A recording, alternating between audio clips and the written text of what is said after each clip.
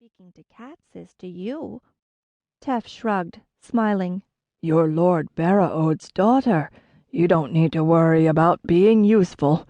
Anyway, your father would probably be better pleased with an animal that was pretty and charming than one that's only useful." This was true. Mienthe wished she was pretty and charming herself, like a finch. Maybe her father...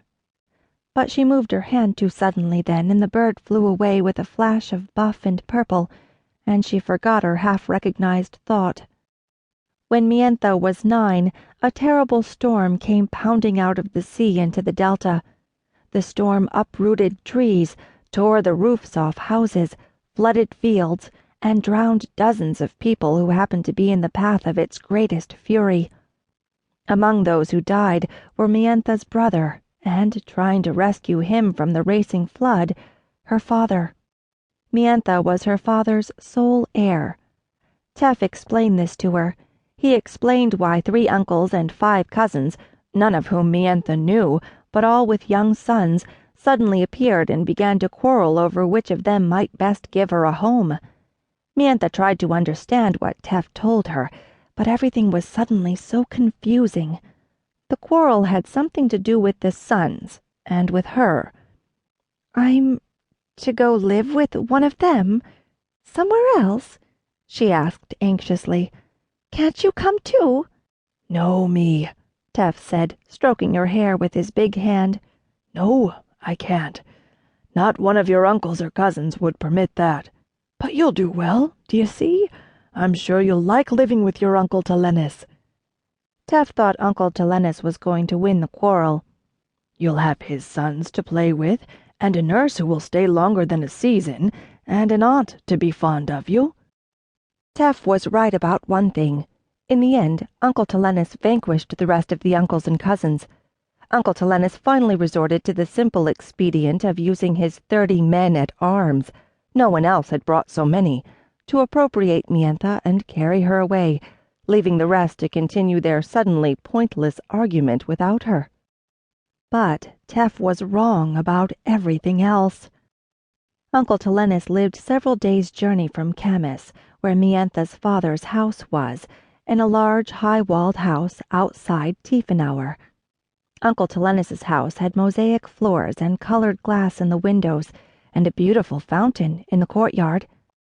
All around the fountain were flower beds, vivid blooms tumbling over their edges. 3 great oaks in the courtyard held cages of fluttering, sweet-voiced birds. Mienthe was not allowed to splash in the fountain, no matter how hot the weather.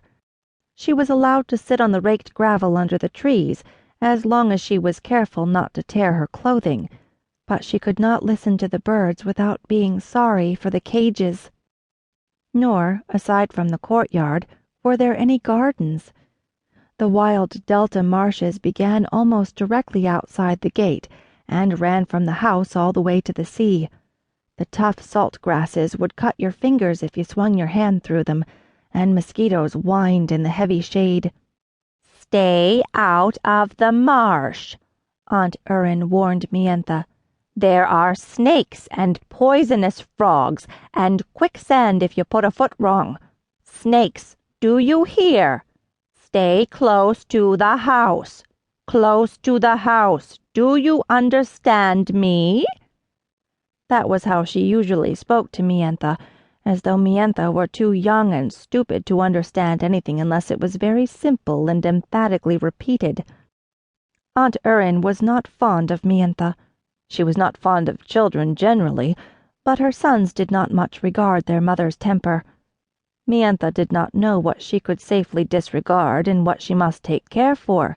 She wanted to please her aunt, only she was too careless and not clever enough and could not seem to learn how. Nor did Aunt Urin hire a nurse for Mienthe. She said Mienthe was too old to need a nurse and should have a proper maid instead, but then she did not hire one.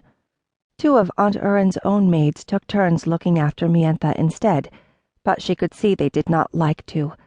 Mienthe tried to be quiet and give them no bother.